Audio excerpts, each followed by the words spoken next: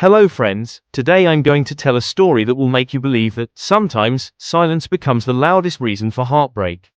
We wait for the right time, not knowing that time isn't waiting for us. So let's begin. This story is about a man named Alex, who lived in New York for many years. He is in his mid-30s. One day, he wanted to buy a coat for his meeting, so he went to a very popular shop in town. Alex browses quietly, but is lost in his thoughts, and the shopkeeper, an older man, watches him. The shopkeeper helps Alex find a coat and says, "Rare piece, sir, it's imported wool and still new. Feels like it was made for you." Alex looks into the mirror, and it perfectly fits him, as the shopkeeper said. He pays, folds the coat carefully, and walks out into the city crowd. Remember that, we think we choose things in life. Sometimes, it's life that chooses us. When the meeting is over at night, Alex sits at his apartment table, sipping coffee. He runs his hand along the coat, feeling a small, uneven stitch inside the inner lining. He pulls at it gently, and a tiny folded paper falls out. It was a handwritten note. On note it was written, "I wish this coat could find you when I couldn't." After reading the note, Alex stares at the handwriting, something familiar tugs at his heart. He folds the note back, confusion and curiosity in his eyes. Some words don't make sense at first, until they start sounding like memories.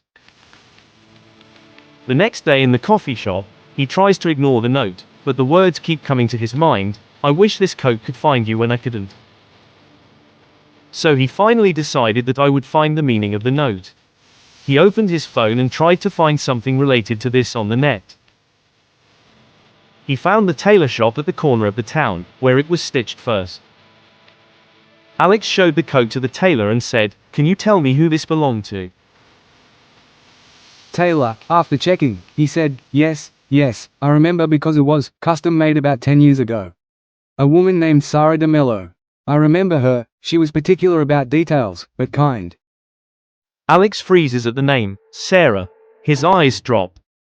Tailor said, "You knew her?" He didn't say anything to the tailor, just thanked him and walked out of the shop, and said to himself, "I thought I'd forgotten her name, but it was just hiding somewhere," and his face became pale and haunted. Because he knew Sara from college days, he loved her a lot. He always used to see her at Riverside on a bench with a book. But he never told his feelings for her. The same night, Alex sits at his computer. He types Sara DeMello into the search bar. Found out that Sara DeMello's marriage ends in separation, and she was missing after weeks of silence. After knowing, he was numb. Later, he found her address. It is an old building in the town and a fading apartment building. Alex knocked on the door. An old lady walks out, and he asks about Sara. An old lady said, "Sarah, oh, poor girl, she lived here, alone after her husband left. Used to sit by the window every evening, waiting for someone and trying to find someone." Alex, in shock, said, "She was waiting for someone." The old lady said, "Yes. Said she had to find someone she lost, but never said who. Waited for a long time. Then one day, she didn't come back." Alex left, and he looked at her window, still open, curtains swaying.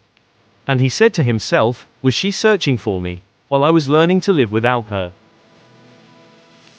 Police lights flicker by the riverside. A crowd stands behind the barricade. An officer lifts a sheet off a recovered body. Alex walks to the riverside, and he comes to know that it was Sara's body that which police recovered from the river. All this he watches from a distance, trembling, unable to breathe. No one to claim her body or her things, so Alex walks to the police station. After paperwork, he claimed her body. Inside the police station, Alex sits across a desk as an officer hands him a small box, her belongings. Among them, a sketchbook, slightly wet, edges frayed. He was scared, so he went to the same riverside and sat on the same bench where she used to watch sunsets long ago. He opens the book slowly. Inside the book, there were sketches of him with different angles, like him laughing, walking, and reading, all drawn from memory. On the next pages, it was filled with small notes like, I saw him today, near the cafe. He still smiles the same. Maybe he's moved on. What if he never felt the same? What if he did, and just never said it?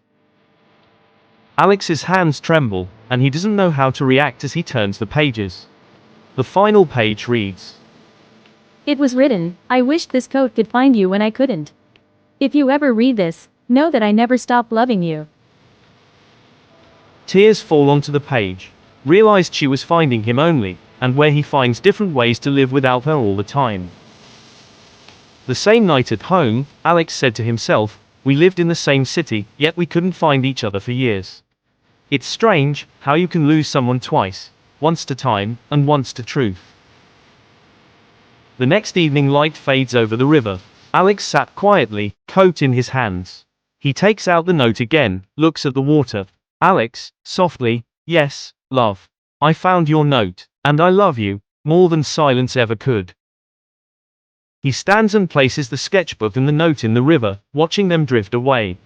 Some stories end where they began. By the river, by the silence.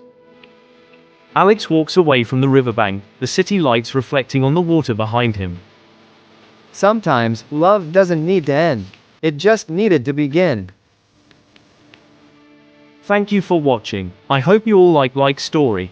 Please let me know how you feel about the story in the comments. Till then, see you next time.